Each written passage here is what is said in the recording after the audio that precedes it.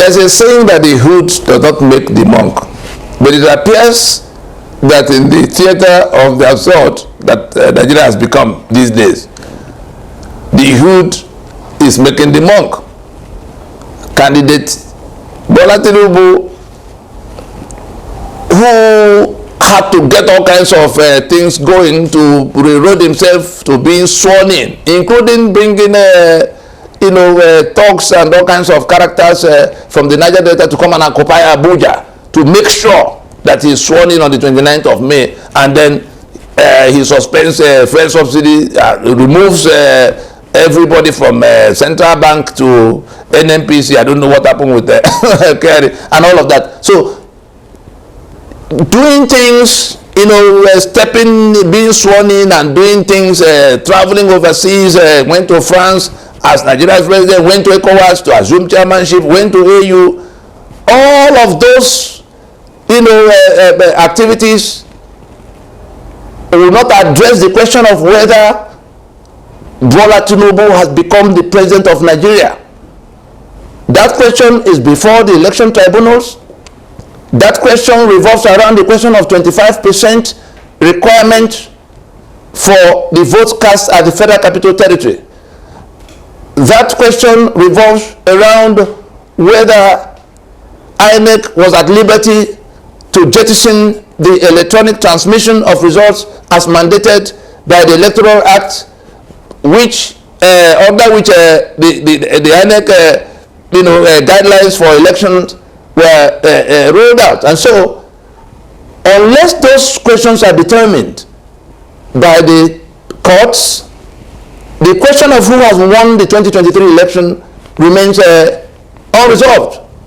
Is inchoate. The election is still in process until it gets to where it yields an outcome, and that outcome can mean a pronouncement by the courts that the exercise be undertaken afresh, or the two first candidates go to in a runoff or something. There could be all kinds of outcomes, but the first outcome could be everything sorted out. There's a winner.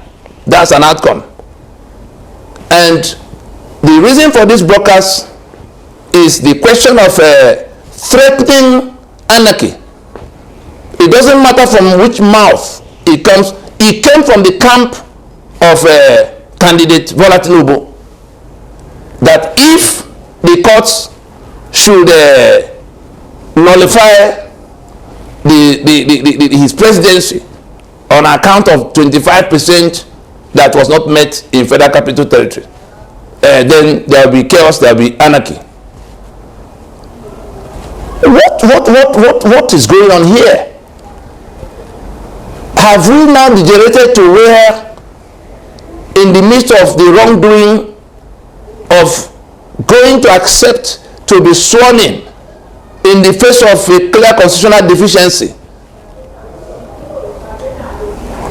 we now get reminded this threat of anarchy only reopened, I won't even call it old wounds. It is a wound that is just trying to heal, to close from, to turn away from becoming gangrenous.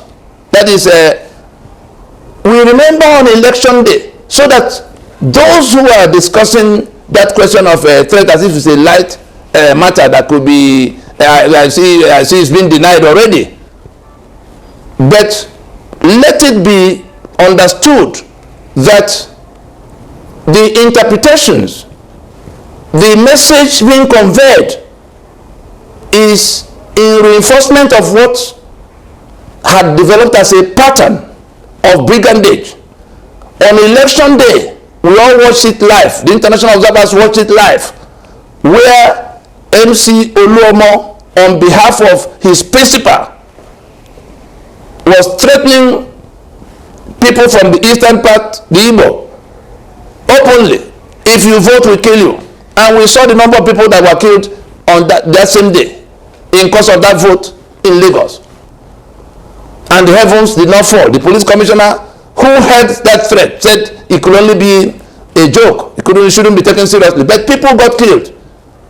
More than 30 ended up in hospital with various degrees of injury. We certainly remember the woman that was stabbed, whose pictures were all over the internet, at the venue for trying to vote because they suspected she would vote somebody, not their candidate or their preferred candidate.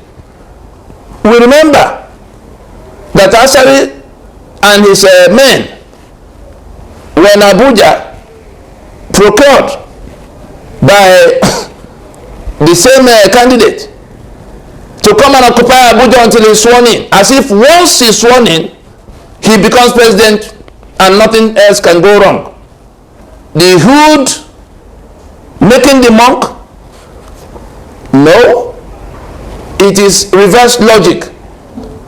And we saw how they occupied Abuja for 1 month, up to the point of swearing in. And in some kind of ceremonious, thank you visit and farewell, for coming to do the great job. We saw when I started visited the villa, had a closed door session with the stopgap president, Bola Tinubu.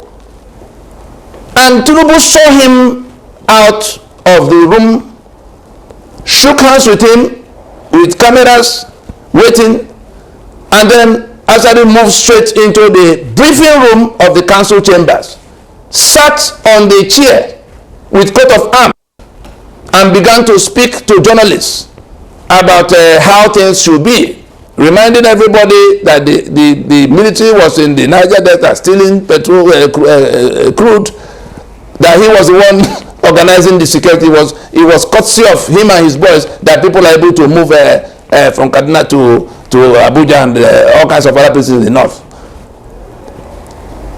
Nobody, I'm sorry, as a citizen, is at liberty to say we're in an environment of free speech. Under he can say anything, he can support anybody. But the issue is this threat of anarchy. When you combine Oluomo and you combine the kind of display Asada and his men were doing in Abuja against obedient movement people and all kinds of things, and you look back at the candidates saying before the election, the way to win, snatch it, grab it, run with it, which we saw aplenty on election day. If you then benchmark that threat against this pattern of brigandage associated with that candidate, you then see the full meaning of that threat. He's telling us that if we dare insist that the constitutional provision be held against him for not meeting the 25% requirement, he is just telling us that these forces of brigandage he can muster will be deployed and everywhere will be up in smoke. Let us be clear. Let us be clear that Nigeria is already disputed. For a candidate that did not win election, that found a way to coronate himself, to now sit in that place, bringing all kinds of things to threaten everybody else, that if we don't fall in line, if we don't comport ourselves, he's going to beat up everybody else. What an insult. What an egregious insult. But I do not blame that candidate. I blame the ones who chose to go to this election under the constitution that we have seen how it's playing out. But having said that, we come back to what will happen apart from what is being said. That 25%, if anybody is bold enough, if anybody is stupid enough to try to waive it, to try to brush it aside, if anybody insists on retaining that mandate that is deficient of that constitutional requirement, mandatory constitutional requirement, then that is the, what do you call a burial ceremony? What do you call that will be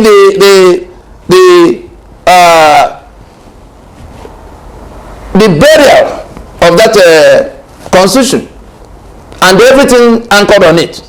Same day, not tomorrow, not the next day, same day. And so the anarchy and the chaos that has already been inflicted on the citizens in the kind of reckless talk of subsidy, in the kind of reckless talk of the corruption we see, the monies that are being allotted, the palliative $800 million borrowing, 500 billion naira, palliative 35 billion to the National Judicial. The timing alone spells only one thing: bribe. The timing for that allocation of money, at the time we are talking about 8,000 naira for families, just a fraction of the Nigerian families, 8,000 naira, that doesn't come to the $10 in the face of the figures we are seeing for exchange rate now for families, and it will run for only 6 months. What an insult!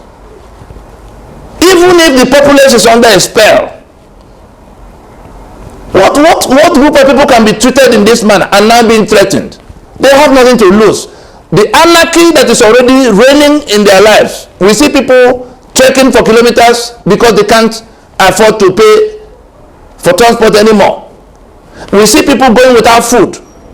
At a time, they are seeing convoy of 124 vehicles for the movement of president.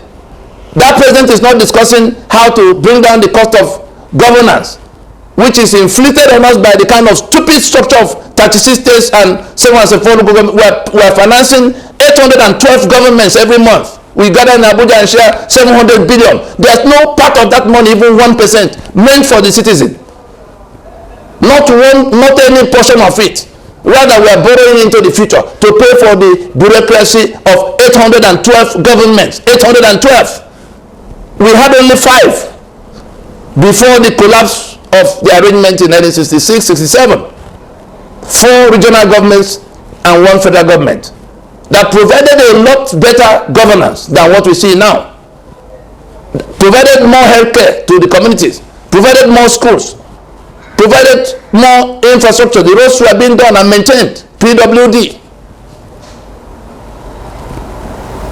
That corruption was something you saw a little of it, you began to shout, and there were consequences.